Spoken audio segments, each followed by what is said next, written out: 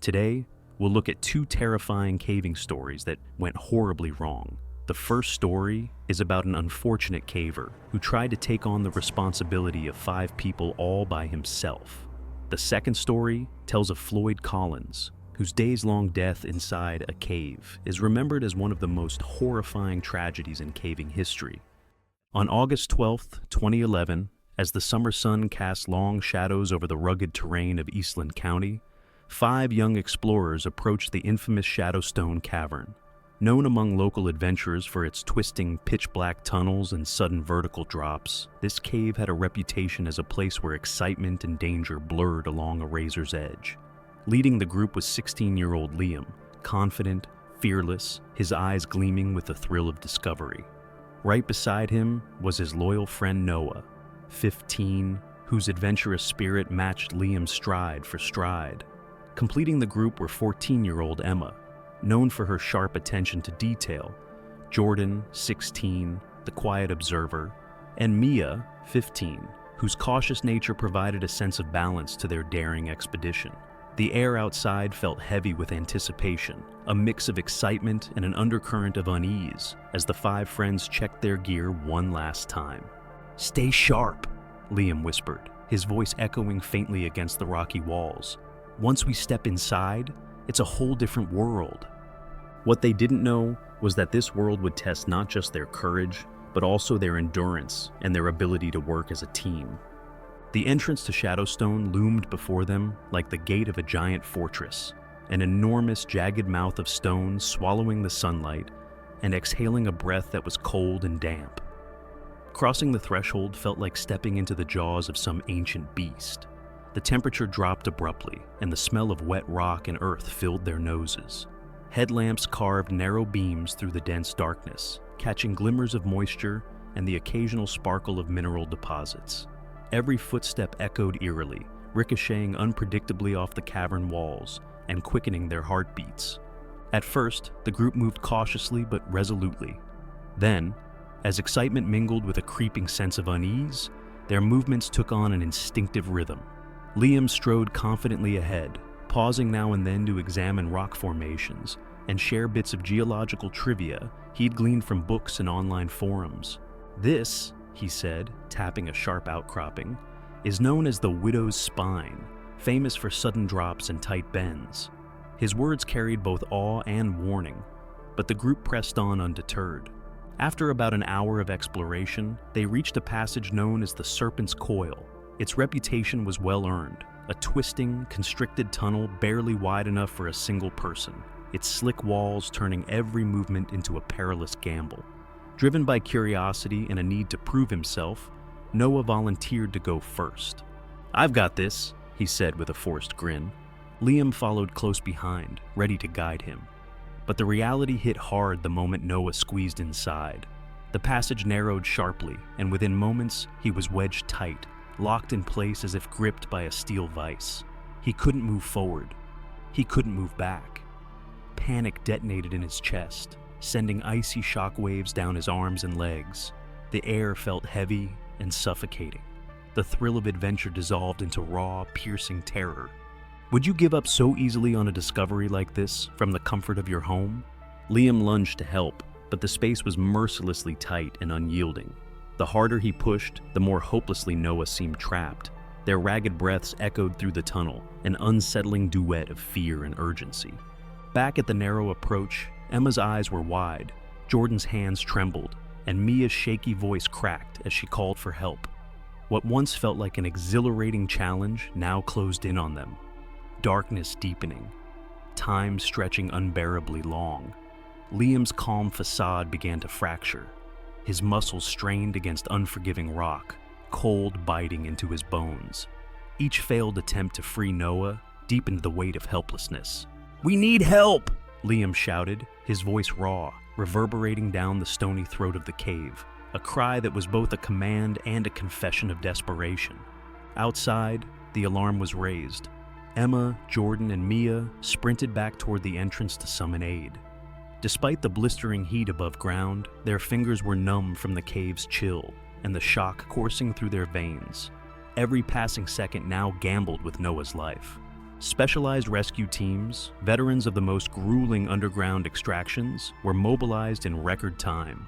Within an hour, they arrived, armed with ropes, harnesses, and tools designed for navigating spaces as mercilessly tight as the serpent's coil. As they descended into Shadowstone, the scale of the operation became clear. This was no routine rescue, and every heartbeat mattered. "Stay calm and follow our instructions."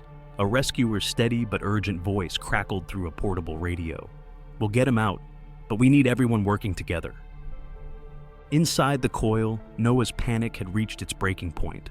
Cold gnawed deeper, his fingers stiff and useless, his chest compressed by unrelenting stone until every breath felt like a battle. Liam remained by his side, whispering reassurances, summoning reserves of strength he didn't know he had. His body was near its limit, but he refused to abandon hope. The rescuers moved with painstaking precision. Ropes were threaded, pulley systems secured, every action measured to prevent further injury. Liam helped as much as possible, offering leverage, lending strength. But this was work for trained professionals. Minute by minute, they fought against time, the damp air thick with tension, fear, and the mineral tang of stone. Outside, the world seemed frozen. Every thudding heartbeat was a stark reminder of the stakes. It was as if they were trapped in a parallel universe of desperation. At last, after hours of grueling, meticulous effort, Noah was freed from his rocky prison. Relief surged like a tidal wave, tangible, overwhelming, as he was carefully maneuvered through the winding tunnels towards safety. Liam trailed close, exhaustion etched deep into his face, yet renewed by the sheer triumph of survival. Emerging from Shadowstone, they met daylight again. A sun that now felt warm, forgiving, almost divine. Its golden rays bathed their dirt-streaked, sweat-stained faces, and though they bore the marks of fear and fatigue, gratitude shone brighter than anything. Noah and Liam embraced their friends, shaken but alive, a living testament to the brutal truths of the underworld. The experience left an indelible mark on them all. Courage matters, but courage alone isn't enough. Preparation, respect for the environment, and the skill of trained professionals often spell the difference between life and death beneath the earth. This harrowing ordeal became the stuff of local legend, debated in forums, retold among cavers, as both a dire warning and a tribute to human resilience. What about you? If you were in Noah's place, wedged in that merciless stone grip, what would you do? Would you keep calm, or would panic take over? Share your thoughts in the comments. I want to hear how you'd face a survival test this extreme. And if the tension of Shadowstone gripped you, subscribe for more stories that push human endurance to its limits, where the thrill of exploration collides with the unforgiving truths of the underground. Shadowstone reminds us all, every adventure carries risk. Bonds of friendship, clear communication, and the quiet heroism of trained professionals are often the invisible lifelines. In caverns like these, where darkness echoes endlessly, every decision, every movement, every breath counts. So the next time you stand at the mouth of a cave, remember Liam, Noah, and their friends. Remember the serpent's coil, the cold pressing in, and the moments that seem to stretch into eternity. Adventure may be exhilarating, but respecting its power and knowing when to call for help is what separates a tale of horror from a story of survival. In particular, the ending of this second story is remembered as one of the most tragic events in the history of caving. On the morning of January 30th, 1925, at Sand Cave in the U.S. state of Kentucky, local explorer Floyd Collins and 3 others stood at the cave's mouth while the winter cold hardened the surface. Breaths vanished into steam, it was nearing 10 a.m., and the bare branches of the woods gave a thin hum in the wind. The team, crunching the frozen crust that covered mud and limestone underfoot, set their gear down. A few ropes, a pulley, a steel crowbar, a short-handled pick, an old carbide lamp, a candle, overalls. Collins in front, 2 local farmers, and a young reporter behind. Around 10 o'clock, they stepped into the cave under a dry, biting chill, while 2 observers remained topside. The goal was simple. Collins claimed he had found a new passage that would redirect tourist flow in the Mammoth Cave system. and he was sure a wider chamber lay below a tight passage that curled through Sand Cave's throat. His plan was to pass the narrow section, check the threshold of the new room, then record the route with measuring lines and guide marks, return to the surface, and come back the next day with a larger team. The equipment, limited by the era but seemingly sufficient, was ready. The carbide lamp cleaned, the water can half full, ropes knotted and tested. Collins carried a knife in its sheath, and from his belt hung a safety line short enough not to snag while crawling tight squeezes. What felt ominous was that they had to hurry.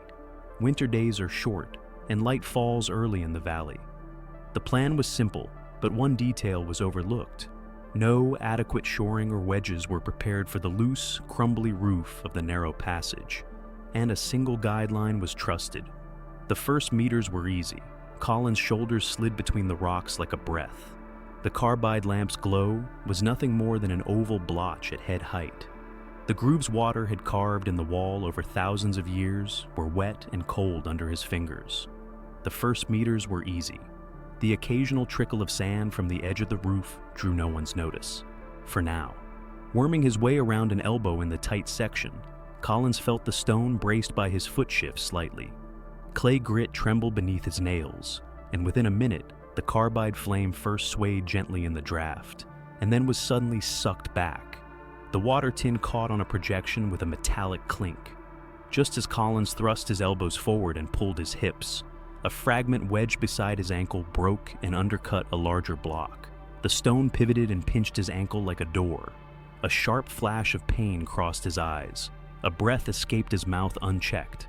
Panic breathing consumed the air faster. He tried to draw his head back to push the light farther ahead, but the passage would not allow it. He told the man behind, 1 minute, trying to steady his voice. The guideline was the only line connecting him to the surface, and now the rock under his ankle was more real than any rope. He tried to move his foot. There was a rasping scrape, then a stab of pain into his belly. In the constriction that rose to his neck, breathing itself became an effort, his ribcage rubbing the rock and leaving a thin sting. The men behind fell silent for a moment. In that moment, the cave's pulse could be felt. The intermittent drip into stone basins worked like a clock. Collins called out, "Light's fine, I'm just stuck." His only chance was to ease the load on his ankle. With his fingertips, he tried to work his short crowbar forward. The bar slipped between the stone and the floor, but the angle was bad. The air from outside suddenly dropped. The flame flared for an instant, then weakened.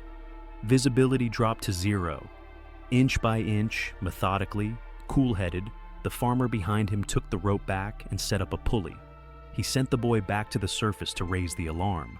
The 2 observers at the entrance ran to the village to summon townsfolk, the fire brigade, and miners. In short order, the cave mouth turned into a crowd like a fairground. Picks, shovels, lamps, blankets, thermoses, reporters, onlookers, everyone was there. At one point, the reporter, Skeets Miller, crawled into the tight passage, his voice calm, soft. He reached Collins. He could not see his face, but sensed the dark hollow from which the voice came. He passed in water and a few bites of food, a brief allowance of breath, like hope. When he emerged, he told the surface, "He's alive, he's talking." That sentence spread warmth over the crowd, waiting in the winter freeze like a stove, but caves cool human feelings quickly. Outside, the plan was rewritten. When an attempt to haul him back through the tight passage failed, the miners decided to open a new shaft from the surface down. 3 shifts, night and day. Mud, rock, limestone, bucket after bucket of spoil hauled up. Inside, Collins's breathing grew shallower, his voice more infrequent. The angle of the stone on his ankle did not change. Bruising spread under the skin. Thirst thickened his tongue. The cold in the narrow passage gnawed at his bones, gently but steadily. Panic began. The light went out. Silence. Then a rumble. A small collapse tightened the passage further. The ropes frayed, and when the carbide lamp was nearly out, they lit a candle. Are you content in the comfort of your home? Would you want to be in such an adventure? The candlelight fluttered like a heartbeat. The guideline was the only line connecting him to the surface. and every tremor that came down that line was like a fingertip saying, "We are here." Miller slipped inside once or twice more, noting Collins's drifting consciousness. Sometimes he spoke of a childhood memory, sometimes a line of prayer. When he came back out, the only thing he could tell the crowd was, "We talked." Newspapers ran headlines every day, radios carried the news. In the valley's silence, the sounds of people, metal, and shovels blended together. As the miners sank deeper from the surface, water seepage increased. Timber props were brought in, but the plan was simple, and one detail was overlooked. As the shaft went down, the direction and pressure of the water were not calculated, and drainage proved inadequate. As the ground turned to mud, the buckets grew heavier. Visibility dropped to zero. They tried once more to reach Collins through the tight passage, to wedge something under his foot, but every stone they shifted unsettled another. The days bled into one another, January 31st, February 1st, February 2nd. The shaft advanced a little deeper, but as it passed beside the gallery where Collins lay, a rock seam spoiled the plans. If explosives were used, the shock might close the tight passage completely. If they were not, time was eroding away. Every inch was a battle. The pressure on Collins' ankle wore on the nerves, circulation slowed, his body temperature fell. As he could not drink, his tongue turned to a rigid stone. From the roof of the tight passage, a single drop fell, at long intervals, onto his brow. That drop was a timekeeper. Each drop was as heavy as an hour. On the 5th day, there was another collapse in the shaft. Still, they did not stop. On the 8th day, they brought a skin of water as far as the tight passage. But before it reached Collins' lips, the skin tore and the water mixed into the mud. On the 9th day, the shaft reached to within a few meters above Collins' level. The rock changed in character. A harder, stingier stratum appeared. On the 10th day, there was no scream, but there was an ah that spread through the crowd. When the shaft finally broke into the gallery where Collins lay, the damp smell of rock and clay washed over their faces. They called his name, no answer. They lowered a rope, no answer. A hand probed the air in the darkness of the tight passage. Emptiness was only emptiness. In the end, a loss. The cave was silent. On the surface, the wind sang the same song again. The crowd slowly thinned. Some wrote dates into their notebooks. Some warmed their hands. The miners did not remove the props. They left them as they were for a time, because there was a kind of respect in the stance of those timbers and stones. Collins' name turned into a syllable that echoed in the valley. The village's children learned to walk more quietly when passing by the cave mouth. Newspapers wrote for days. Radios told the story. But most of all, the cave told it, with its drips, its cold, its narrowness, and its stubbornness.